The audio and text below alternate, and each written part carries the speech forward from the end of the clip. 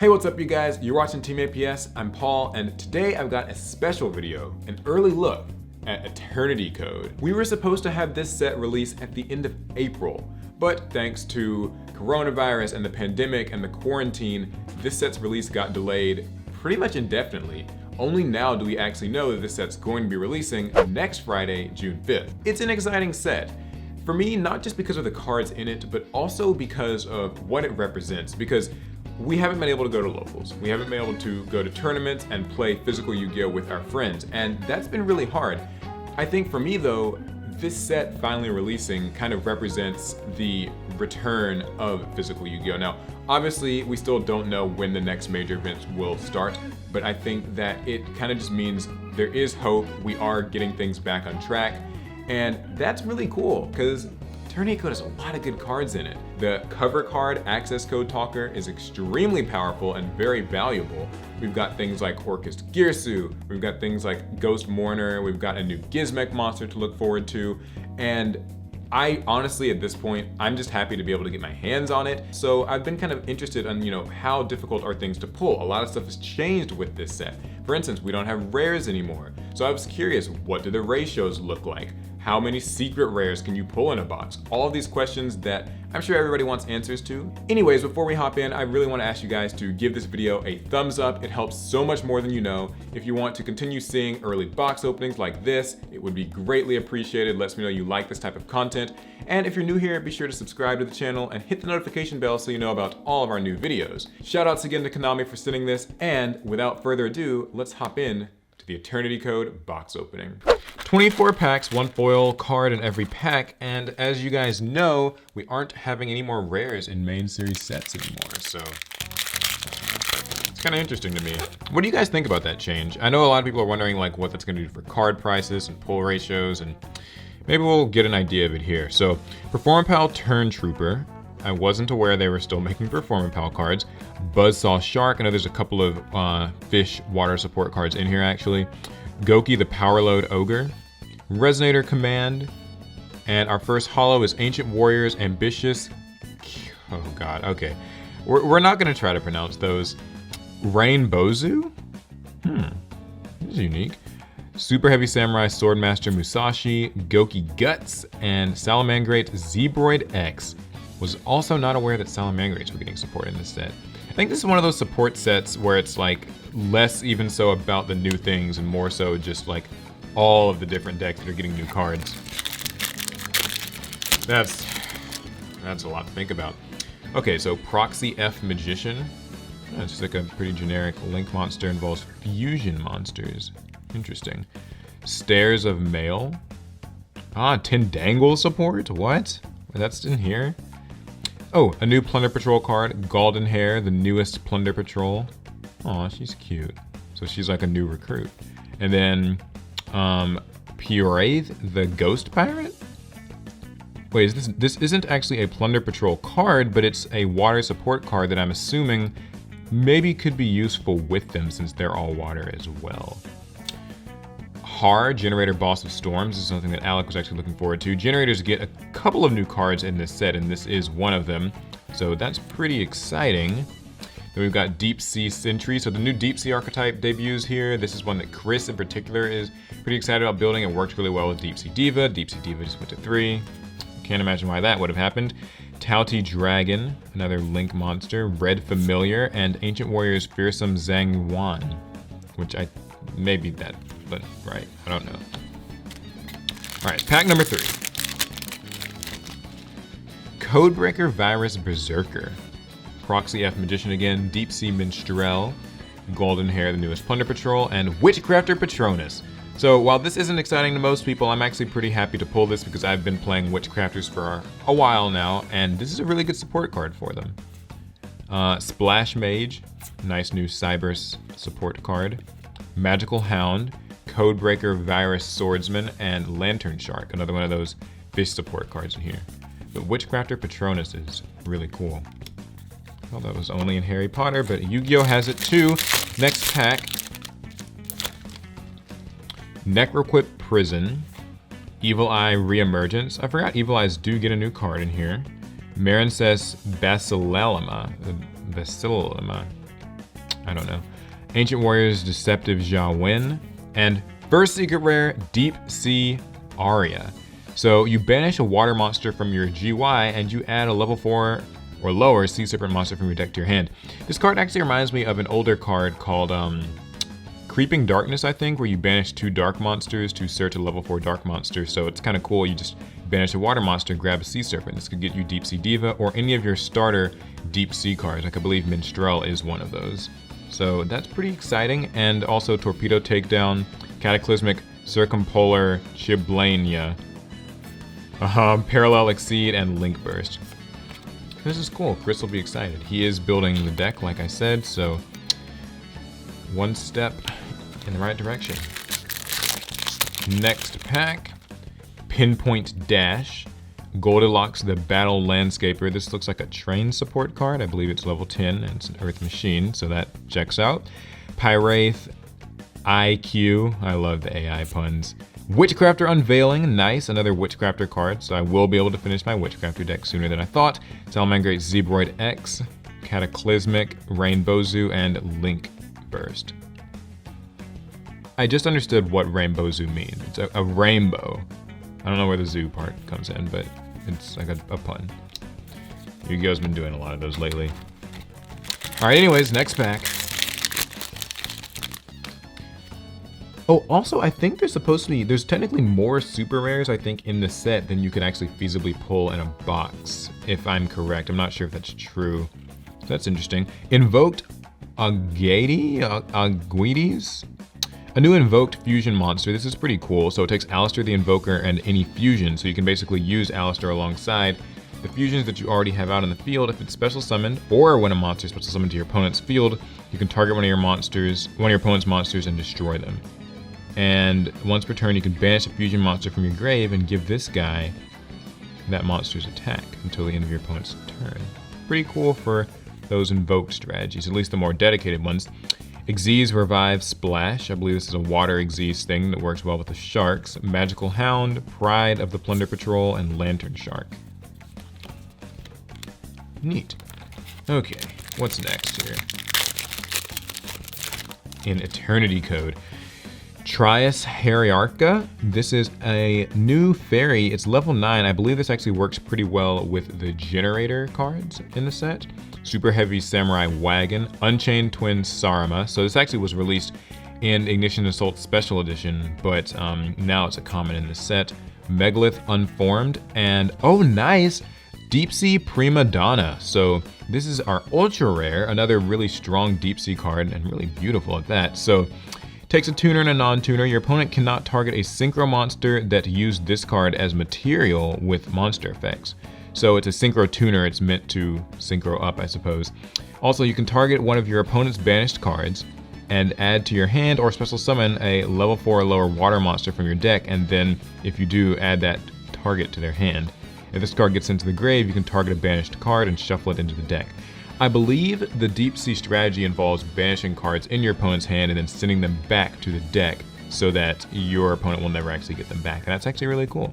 Works pretty well if you're running a Mermail Deep Sea deck with like Trishula and Mulan Glacia. I suppose the whole strategy kind of comes together. Nemesis Adresta. I forgot that Nemesis are introduced here. And Deep Sea Entry King Beast Barbaros. Not Beast King Barbaros. It's the other way around. And Goki Guts. So this is a great pack if I was building a deep sea deck. Not building a deep sea deck, but someone is, so it'll be helpful for them. Anywho, Goki the Powerload Ogre, Megalith Unformed, Unchained Twin Sarma, Trias Heriarcha, and Void Apocalypse. This is actually a pretty exciting new card, so while this is meant to be Infernoid support, it actually can work really well in Burning Abyss. You just discard a card and you can send any Fiend monster from your deck to the grave. And then of course, you can also do some things with Infernoids, but this is cool because you can use it in something like Burning Abyss, for instance, or even like a Dark Necrofear deck or something like that, maybe Unchained as well. Bluebeard, the Plunder Patrol Shipwright, Flourishing Frolic, Ancient Warriors Saga, Burrowing of Arrows, and Codebreaker Virus Swordsman. This is exciting. This is an interesting card. What other uses could this card have? Let me know down in the comments. Next, we've got Marincess Basilalama, I'm just gonna say that differently every time, I think. Stairs of Mail, Buzzsaw Shark, Necroquit Prison, Madolche Promenade. So I actually am pretty interested in building a Madolche deck, but then I realized some of the cards are a little bit older and tough to get your hands on. Some might be getting reprinted soon, but until then I might be having to shell out a little bit of cash for those. But this is really cool. Madolches get a couple of new support cards in this set, so that's exciting. I like it because it's a strong deck going first or second. You can clear boards and also make some pretty strong ones itself. Deep Sea Artisan. Now this is a pretty useful card for the Deep Sea archetype, and I'm kind of glad that they made most of the monsters low rarity and then just gave them a couple of high rarity things instead of like going the all ultra route or something. IQ, Deep Sea Minstrel, Pinpoint Dash, Valiant Shark Lancer, Nemesis Adrastia, Red Familiar. A new rank 5 Xyz. Seems like if it's got water, if it's in a water deck, it's a little bit better. There's so many cards in the set that I just feel like I haven't even actually read, and that's kind of part of the excitement of it. I feel like this stuff is all new to me. I don't actually read too much into sets before they release, so just getting to have this early look. Plunder Patrol Party. Oh, you like that? Oh, that pun. So all the Plunder Patrols are having a good time. If you control a Plunder Patrol monster, you can draw cards equal to the number of equipped cards you control +1, and then shuffle cards from your hand into the deck up to the number of equipped cards. Okay, it's like a Saryuya type of thing. Very cool. And you can even equip this to Plunder Patrol monsters and give them 500 attack. So maybe if you're using other copies of this, then you can draw more cards. That's crazy.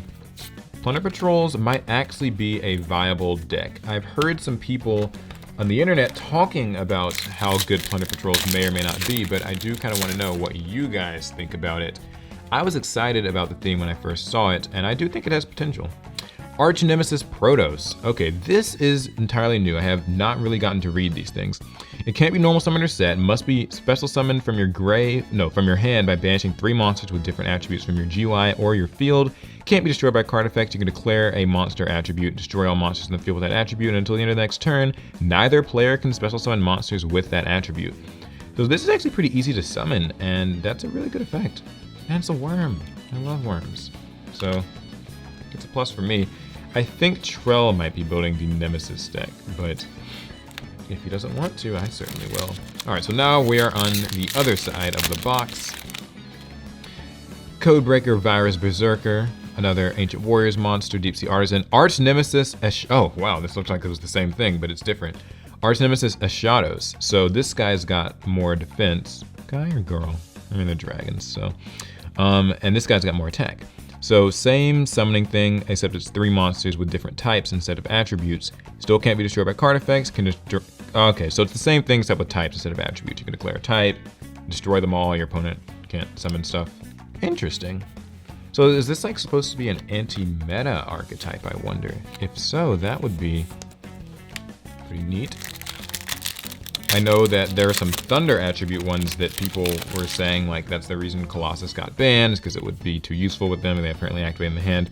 Haven't looked too much into it. Another Valiant Shark Lancer. But the Nemesis deck on its own already looks pretty cool to me. Deep Sea Artisan, Ancient Warriors, Ambitious Cow Day. I think Chris or Larry's also building Ancient Warriors, so they'll appreciate that. Deep Sea Minstrel. Oh, Secret Rare Ghost, Mourner, and Moonlit Chill. Now this is exciting. This is an interesting card, actually. So this is the final Ghost Girl. And Ghost Girls, for those who don't know, things like Ash Blossom and Joyous Spring, Ghost Reaper and Winter Cherries, Ghost Ogre and Snow Rabbit.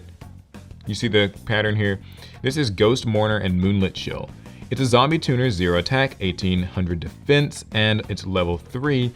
If your opponent special summons a monster or monsters face up, except during the damage step, you can discard this card, target one of those face up monsters, negate its effects until the end of this turn. So in that way, it's pretty similar to Effect Veiler, and also if that face up monster leaves the field this turn, its controller takes damage equal to its original attack. Now this This is interesting. So it's obviously very similar to Effect Veiler in the sense that, you know, you're negating a monster's effect. It's a little more restrictive though, because you do have to use it when the monster is summoned. So that could be a bit of a problem, because if they just normal summon a card, for instance, then you can't use it on that. It has to be on a special summon. But the fact that it makes your opponent take damage equal to the monster's attack means that in a time situation in official tournaments, this could actually cause your opponent to take damage that could be lethal to them, or it could just burn them. And they might have so few life points that they can't make that monster leave the field, at least not that turn. So this is very cool, and probably gonna be one of the more valuable cards in the set. Certainly something a lot of people have their eyes on, so not a bad pull. Not bad at all. Ghost Mourner, Moonlit Chill. It's beautiful. I wonder if we'll get an alternate art of that. Golden Hair, again. Necroid Prism, Plunder Patrol Party. Seems like most of the new Plunder Patrol cards are low rarity, but I do believe they have a secret rare card in here, and that's the new Fusion. The Arrival Cyberse at Ignister, the first Link 6 monster. Its original attack is 1,000 times the number of Link materials used for its Link summon. So I guess ideally you'll use 6 different monsters, but it might be less than that. It's unaffected by other cards' effects, so it's one of those Cleefort Towers type things. And once per turn you can target another monster in the field, destroy it, and summon a token to a zone that this card points to. You could probably use that token for a number of things, so that's pretty cool. We only have a few more packs, so since we've gotten 2 secret rares and 3 ultra rares, I'm only expecting to maybe see 1 more ultra rare. We'd be lucky to see anything else. And this is a good ultra rare, Machina Metal Cruncher. So as you guys know, we actually did a Machina structure deck duel recently on the channel. Alec really likes this archetype. I don't know very much about Machina, but if you control no face-up cards, you can normal summon this thing without tributing. That's pretty cool. But its attack becomes 1,800, which I think is okay. If it's normal or special summoned, you can reveal 3 Earth Machine monsters from your deck. Your opponent randomly adds 1 to your hand. You shuffle the rest back. That's crazy. That's a really good effect, actually. So it's kind of like a Stratos on summon, but also it could be special summoned with its full strength. And either way, you will get a search out of it. Good, very good. Thunder Dragon Lord. So I wonder how well this card will support Thunder Dragons in the absence of Colossus, since it got banned recently. I'll take a quick look. Can we try summon? Banish 2 cards from your graveyard, including a Thunder monster. Target a Thunder monster. Your opponent can attack. Interesting. Okay, so it's good. It doesn't have any oppressive effect, but I'm sure Thunder Dragon players will be able to make something of this. I built a Thunder Dragon deck right before Colossus got banned. I just really didn't get any time to play it. Another Marincess. Burning Draw. Always treat it as a Salamangrate card. If your opponent controls more cards than you, target a Link monster your opponent controls. Draw cards equal to its Link rating. Why are they? Gosh, they're still making Salamangrate cards. That's interesting to me. I feel like Salamangrates have gotten more than enough support. But if you're a Salamangrate player, I suppose it's all good, huh? Resonator Command. Oh, this is really good. You can search fiends, as long as you're running Resonators. Rose Girl. If a face-up plant monster is sent to the grave, you can summon this from your hand. If a plant on the field, the plant monster's on the field and this is in your grave, you can add it to your hand. This is cool. This could be really useful for like a Rose Dragon type of strategy, which I'm assuming it's what it's meant for. So, not too bad. Rose Girl. Okay, we've only got a couple packs left. So, unless we're gonna pull something like a Prismatic, I think we're done seeing hollows here. Gasari at Ignister. Not bad. At Ignisters do get a few more support cards here. That's nice. Kelvin's actually building at Ignisters, so we'll try to do a profile of that if you guys want to take a look. Oh, I was wrong. There's still another pack after this. Trias Hierarchia. Ancient Warriors Ingenious Zug Kong. This is one of the new wind ones. One of my favorite things about Ancient Warriors was that they have water, wind, and fire as the 3 different attributes that make up this archetype. And their art is beautiful. All right, final pack. In honor of Larry. I have to smack the pack before I open it. One day they'll give me a good pull. Goki Iron Claw, Marincess, Deep Sea Artisan, Super Heavy Samurai Wagon, and Gachiri Antignister. Interesting. Okay, so quite a few interesting new cards. Lots of cool super rares that we got our hands on here. I'll just go through them really quickly. I think that's kind of my favorite part about this set. The supers feel so varied and there's like something for every deck, and that's really cool because not every set can say that. And as for our holos, we did get the usual ratio of 4 ultra rares and 2 super rares, or secret rares. So Deep Sea Prima Donna, Arch Nemesis Ashados, Arch Nemesis Protos, Machina Metal Cruncher, Ghost Mourner, and Moonlit Chill, and Deep Sea Aria. Not too shabby. While I would have liked to pull the cover card, Access Code Talker, that's quite alright because we will be opening more of this set later next week. So that wraps up this opening. If you guys liked it, remember, give us a thumbs up. We've got some really cool content and deck profiles and other things coming from this. So giving a like is much appreciated. Subscribe so you don't miss the upcoming content. Be sure to pick up Eternity Code when it releases in stores on June 5th. That's next Friday. And thanks again to Konami for sending us an early copy. All right, all in all, set looks really good. I'm excited to experiment with a few of these cards. Let me know down in the comments what your favorite thing in this set is and what you're going to be building out of it. And without further ado, I will see you guys in the next one. Pass turn.